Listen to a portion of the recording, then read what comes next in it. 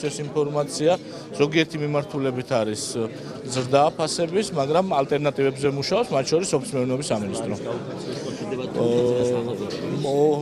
რა თქმა უნდა, თქვენ იცით, რომ წინა საახალწლოდ სამ მოხმარება იზრდება, მოხმარებას ყოველთვის მოყვება ხოლმე ფასების და გარკვეული ფლუქტუაციები ფასში ყოველთვის არის, წინა საახალწლოდ დღეს არის 30 დეკემბერი, თავისთავად ამ დროს მცირე ზრდა არის ხოლმე პროდუქციაზე. ასე ვიცით, რომ კარტოფილზე გაიზარდა ფასი და ეს უკავშირდება იმას, რომ რეალური ხარისხის კონტროლი დაიწყო საზღვრებზე და ჩვენ მნიშვნელოვანი რაოდენობით კარტოფილი გავუბრუნეთ უკან ან გავანადგურეთ.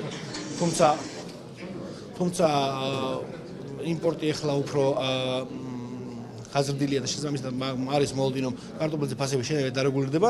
რაც შეეხება ზოგადად ბაზარზე ფასების ცვლილებას, თავისთავად ეს პირდაპირ უკავშირდება იმას, რომ ახალ წლის დღეებია და თავისთავად ამ დროს ტრადიციულად ხდება ფასის აწევა.